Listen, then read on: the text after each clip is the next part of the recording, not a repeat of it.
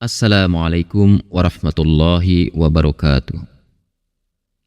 Innal hamdalillah nahmaduhu wa nasta'inuhu wa nastaghfiruh wa na'udzu billahi min syururi anfusina wa sayyiati a'malina.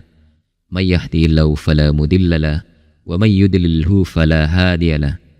Asyhadu an la ilaha illallah wahdahu la syarikalah wa asyhadu anna Muhammadan 'abduhu wa rasuluh. Ma'asyiral muslimin yang dirahmati oleh Allah Subhanahu wa taala. Pada kesempatan ini kita akan membahas tentang kisah seorang nabi, yakni kisah tentang Nabiullah Syed alaihi salam. Dan ketika kita mengkisahkan kisah Nabiullah Syed alaihi salam, maka tidak bisa terlepas dari kisah Qabil dan Habil. Allah Subhanahu wa taala berfirman, وَاتْلُوا عَلَيْهِمْ نَبَأَ ابْنَيْ آدَمَ بِالْحَقِّ إِذْ قَرَّبَا قُرْبَانًا فَتُقُبِّلَ مِنْ أَحَدِهِمَا وَلَمْ يُتَقَبَّلْ مِنَ الْآخَرِ قَالَ لَأَقْتُلَنَّكَ قَالَ إِنَّمَا يَتَقَبَّلُ اللَّهُ مِنَ الْمُتَّقِينَ. Ceritakanlah kepada mereka, wahai Muhammad, kisah kedua putra Adam menurut yang sebenarnya. Ini isyarat kepada Habil dan Qabil. Ketika keduanya mempersembahkan kurban, maka diterima dari salah seorang dari mereka berdua, yakni korbannya Habil, dan tidak diterima dari yang lain, yakni korbannya Qabil. Pihak yang kurbannya tidak diterima berkata, "La aqtulannak, aku pasti membunuhmu." Sedang pihak yang kurbannya diterima berkata, "Innama yataqabbalullahu minal muttaqin." Sesungguhnya Allah hanya menerima kurban dari orang-orang yang bertakwa. Ma'asyiral muslimin yang dirahmati Allah Subhanahu wa taala, tatkala Nabi Adam alaihissalam diberikan Allah keturunan, diberikanlah ia keturunan secara silang. Maksudnya dengan sekali mengandung, istrinya melahirkan kembar dua laki-laki dan perempuan. Kelainan pertama adalah kelahiran Qabil dan saudara perempuannya. Sedangkan kelahiran berikutnya adalah kelahiran Habil dan saudara perempuannya. Setelah anak-anak Nabi Adam ini dewasa, maka Nabi Adam memerintahkan perkawinan silang, yaitu agar anak laki-lakinya menikahi kembaran perempuan saudaranya. Qabil diperintahkan oleh Nabi Adam untuk menikahi kembaran Habil yang wajahnya tidak cantik. Dan sebaliknya, Habil diperintahkan oleh Nabi Adam untuk menikahi saudara perempuan Qabil yang wajahnya sangat cantik. Qabil pun menolak perintah ayahnya, yakni perintah Nabi Adam alaihissalam, karena ia ingin menikahi saudara kembarannya yang sangat cantik. Karena saudaranya Qabil ini cantik, jadi ia ingin menikahinya. Nah, karena Qabil menentang perintah Nabi Adam alaihissalam, maka Nabi Adam memerintahkan keduanya, yakni memerintahkan Qabil dan Habil agar masing-masing mempersembahkan kurban. Dan bagi siapa yang kurbannya diterima, maka dialah yang berhak mengawini saudara perempuan Qabil. Maka tatkala Qabil dan Habil mendapati perintah dari ayahnya, maka Habil berkorban dengan seekor domba yang gemuk. Karena Habil ini memiliki banyak domba. Sedangkan Qabil mengorbankan hasil tanaman yang sudah buruk.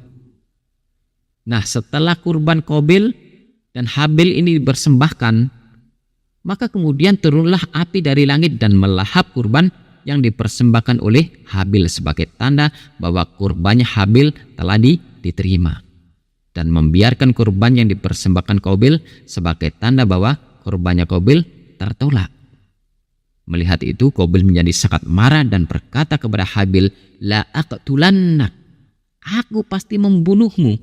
Aku pasti membunuhmu Habil, agar Habil tidak dapat mengawini saudaranya yang berparasan cantik." Dan kemudian Habil menjawab ancaman Qabil dengan berkata, "Innama yataqabbalullahu minal muttaqin." Sesungguhnya Allah hanya menerima kurban dari orang-orang yang bertakwa. Ma'asyiral muslimin yang dirahmati Allah Subhanahu wa taala. Dikisahkan Suatu ketika Habil terlambat pulang ke rumah dan kemudian Nabi Adam alaihissalam memerintahkan Qabil untuk mencari Habil. Ketika mereka bertemu, Qabil sangat marah dan berniat untuk membunuh Habil. Maka Habil pun menakut-nakutinya dan berkata seperti yang dikisahkan dalam Al-Quran.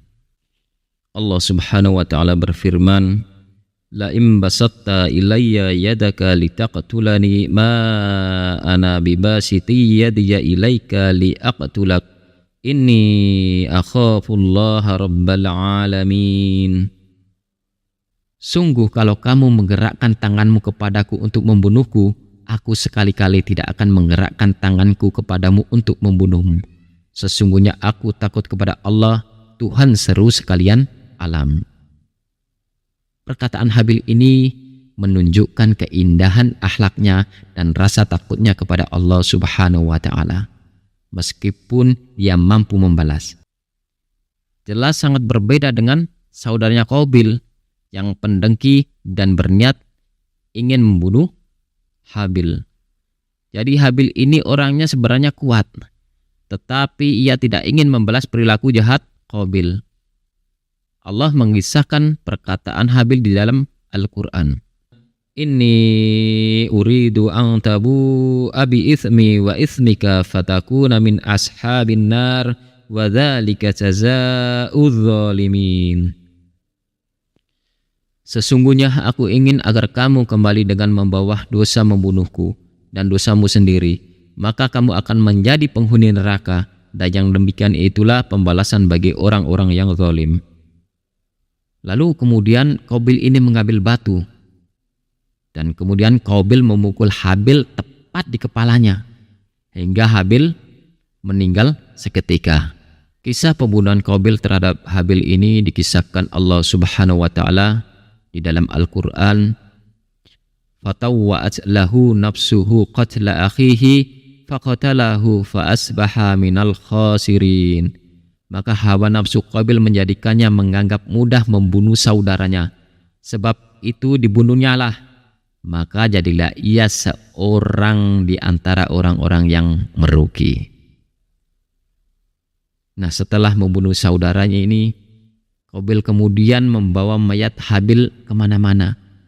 Ia bingung, ia stres, ia tak tahu apa yang harus ia lakukan. Sampai kemudian Allah Tabarakallahu ta'ala mengirimkan 2 ekor burung gagak yang berkelahi. Salah satu dari burung itu mati dan burung gagak yang lain menggali tanah dengan cakarnya untuk menguburkan bangkai burung yang dibunuhnya. Allah Subhanahu wa ta'ala berfirman, "Faba'athallahu ghuraban yabhathu fil ardi liyuriyahu kaifa yuwari saw'ata akhi."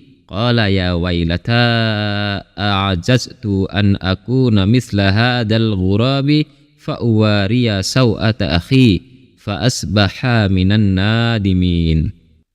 Yang artinya kemudian Allah menyuruh seekor burung gagak menggali-gali di bumi untuk memperlihatkan kepadanya bagaimana seharusnya menguburkan mayat saudaranya. Berkata Qabil, "Aduhai celaka aku, mengapa aku tidak mampu berbuat seperti burung gagak ini? Lalu aku dapat menguburkan mayat saudaraku ini." Karena itu jadilah dia seorang di antara orang-orang yang menyesal. Qabil lalu menggali tanah untuk mengubur saudaranya dan kemudian menutupinya dengan tanah.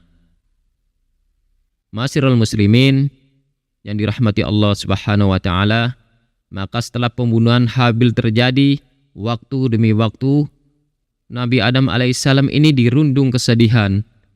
Maka kemudian selang beberapa tahun Allah Subhanahu wa ta'ala menganugerahi Nabi Adam seorang putra sebagai pengganti dari Habil yang telah dibunuh oleh Qabil, dan putra tersebut diberi nama Syed. Nama Syed ini mempunyai arti hibatullah, artinya pemberian Allah, dan dinamakan demikian karena Syed ini dilahirkan setelah terbunuhnya Habil. Dan Syed inilah yang akan melanjutkan peran kenabian Nabi Adam di muka bumi. Makanya Nabi Adam alaihissalam ini sangat mencintai Syed. Dan menjelang ajalnya, Nabi Adam mengajarkan Nabi Syed waktu-waktu malam dan waktu-waktu siang, serta berbagai macam ibadah di waktu-waktu tersebut. Kemudian Nabi Adam pun memberitahukan padanya akan adanya banjir besar di waktu yang akan datang, dan lain sebagainya. Dan menurut sebuah riwayat bahwa Nabi Syed ini menerima perintah Allah berupa 50 suhuf. Jadi Nabi yang paling banyak menerima suhuf adalah Nabi Syed dengan jumlah 50 suhuf. Nabi Adam 10 suhuf. Nabi Idris menerima 30 suhuf. Nabi Ibrahim menerima 10 suhuf. Nabi Musa menerima 10 suhuf. Jadi jumlah suhuf keseluruhan adalah 110 suhuf. Tetapi ada sebuah riwayat bahwa jumlah suhuf keseluruhannya adalah 104 suhuf. Dan ada sebuah riwayat yang mengatakan bahwa keturunan Nabi sekarang ini seluruhnya adalah kembali kepada Nabi Syed. Sebab anak-anak Nabi Adam selain Syed telah lenyap dan telah punah. Ini adalah sebuah riwayat. Wallahu a'lam. Para ulama mengatakan bahwa ketika Syed lahir, Nabi Adam berusia 130 tahun. Dan setelah itu hidup hingga 800 tahun. Kemudian dari anak-anak Nabi Syed inilah lahir cucu-cucu Nabi Adam alaihissalam. Dan seterusnya hingga tersebar umat manusia hingga sekarang ini. Wallahu a'lam. Assalamualaikum warahmatullahi wabarakatuh.